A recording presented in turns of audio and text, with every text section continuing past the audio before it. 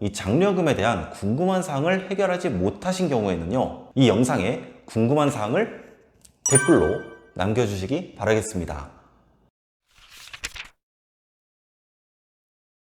네, 국세청 유튜브 시청자 여러분, 안녕하십니까? 국세상담센터 공식 마스코트 세한남입니다.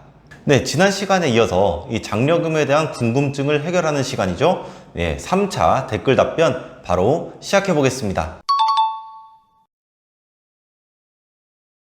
네, 여러분께서 신청해 주신 장려금은 이 신청기간 종료 후 3개월 동안 관할세무서에서 심사를 하게 됩니다. 우리 세법에서는 이 정기신청 장려금을 2021년 9월 말까지 지급하도록 규정하고 있습니다. 물론 이 심사 결과 신청 요건을 충족하지 못하는 경우에는 지급이 제외될 수도 있고요. 실제 총금액 등 이 금액이 이 신청 내용과 차이가 있는 경우에는 이 지급 금액에도 차이가 발생할 수도 있습니다. 만약 이 장려금을 신청을 하실 때 이 환급 받으실 계좌를 기재를 하셨다면 간단히 계좌이체를 통해서 환급금을 지급받을 수 있습니다. 반면 이 신청서에 환급 계좌를 기재하지 않으신 경우에는 이 환급금 통지서가 우편으로 발송이 됩니다. 환급금 통지서를 수령하신 이후에 가까운 우체국을 방문을 해주시면 현금으로 지급받을 수 있으니까요. 이 점 참고해 주시기 바랍니다.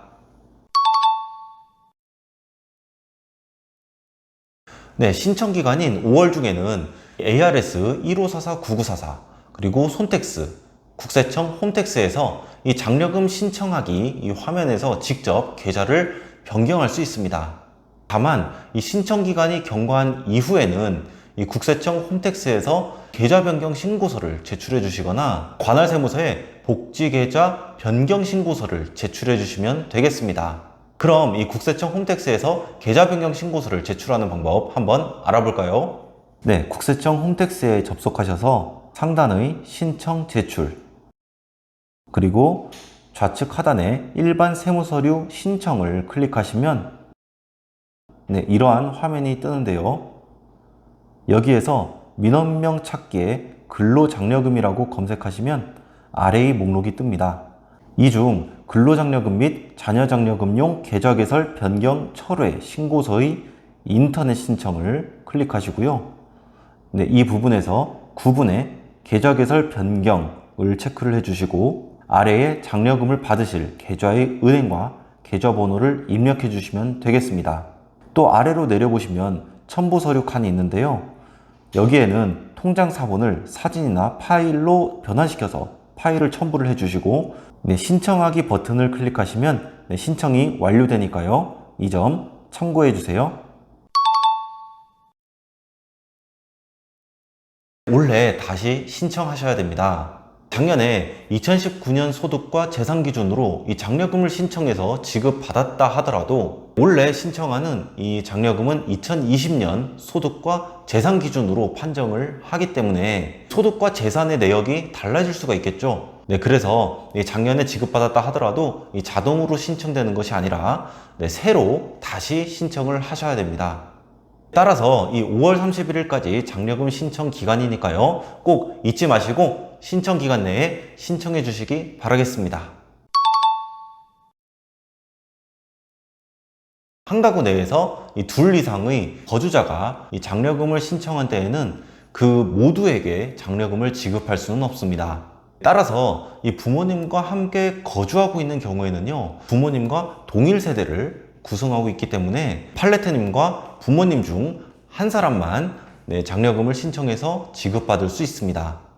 우리 세법에서는 이 한 가구 내에서 둘 이상의 거주자가 이 장려금을 동시에 신청한 경우에는 그중 한 사람만 장려금을 신청한 것으로 보도록 규정하고 있는데요. 그 내용은 다음과 같습니다. 1순위는 거주자 간 상호 합의로 정한 자이죠. 2순위는 만약 합의가 없었다면 총금액 등이 많은 자를 신청자로 보게 되고요. 3순위는 해당 소득세 과세기간의 근로장려금이 많은 자, 4순위는 해당 소득세 과세기간 직전 과세기간의 근로장려금을 받은 자를 신청자로 보도록 규정하고 있습니다. 즉, 이 한 가구 내에서는 딱 한 사람만 이 장려금을 신청해서 지급받을 수 있다는 사실 꼭 기억해 주시기 바랍니다. 원칙적으로 이 종합소득세 확정신고 의무가 있는 이 신청자와 배우자가 이 확정신고 기간 내에 신고를 하지 않은 경우에는 이 장려금을 지급받을 수 없습니다. 다만 이 장려금은 앞서 설명드린 대로 이 신청 기간 이후 3개월 동안 심사를 하게 되는데요. 만약 장려금 결정일까지 이 종합소득세 기한 후 신고를 한 경우에는 예외적으로 이 근로장려금을 지급받을 수 있습니다. 참고로 화면 한번 보실까요? 자, 이 중 하나라도 해당되는 경우에는 이 소득세 확정 신고를 한 것으로 보기 때문에 이 신고를 하지 않더라도 장려금을 지급받을 수 있다는 사실은 참고해 주시기 바랍니다.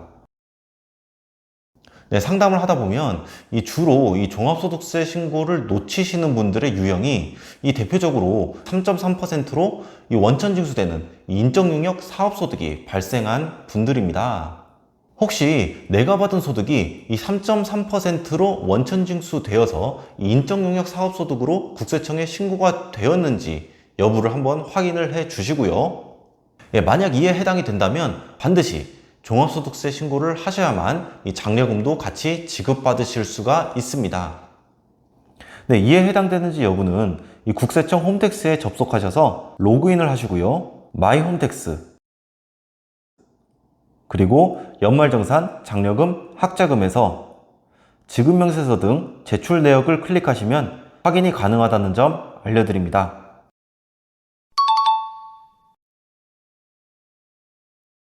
네, 장려금의 재산 요건은 2020년 12월 31일 현재 1세대 가구원 모두의 재산합계액이 2억 원 미만이어야 합니다. 여기에서 재산합계액은 2020년 6월 1일 현재의 가액으로 평가를 하게 되죠. 그런데 이 재산가액을 계산을 할 때 이 부채를 차감을 해주느냐 라는 질문이 상당히 많은데요. 자, 안타깝지만 부채는 재산가액에서 차감하지 않습니다. 네, 우리 세법에서는 이 장려금 재산 요건 충족 여부를 판정을 할 때 이 재산가액을 토지, 건물, 전세금, 승용차, 예금 등의 가액을 합한 금액으로만 규정을 하고 있고요. 여기에는 부채를 차감한다 라는 내용은 규정되어 있지 않습니다. 이에 따라서 부채를 차감하지 않고 재산가액을 계산해서 이 재산 요건 충족 여부를 판정한다 라는 점 꼭 참고해 주시기 바랍니다.